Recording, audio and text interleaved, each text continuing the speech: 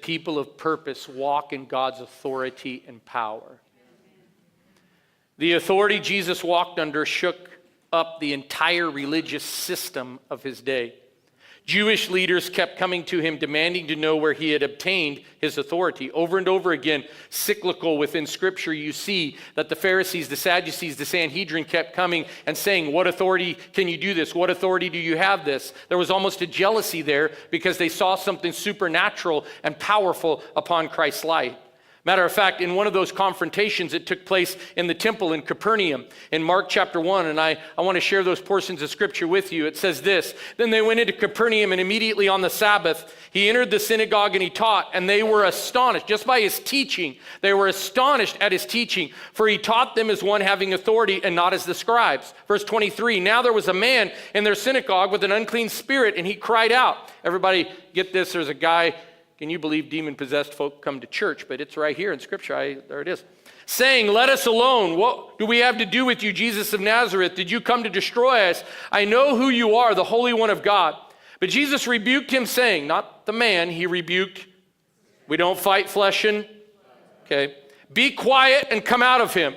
And when the unclean spirit had convulsed him and cried out with a loud voice, he came out of him. Then they were all amazed, so that they questioned among themselves, saying, what is this? What new doctrine is this? For with authority he commands even the unclean spirits, and they obey him. I want to declare to you this morning, Faith Tabernacle, this is why we have prophecy class. This is why we have deliverance class. This is why we have some of these here at Faith Tabernacle, because it's not only a matter of doing God's plan. It's not only a matter of being a purpose that gives. It's also we've got to walk in supernatural power to touch our city and touch the world with what God's doing in here through us. Can I hear an amen? Right now, God is raising up a people of purpose who have spiritual authority.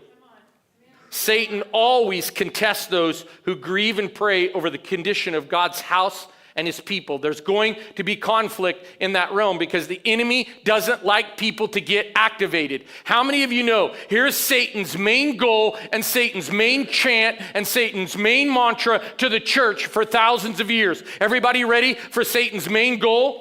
Just keep things the way they've always been and do things the way you've always done them. That's what he likes.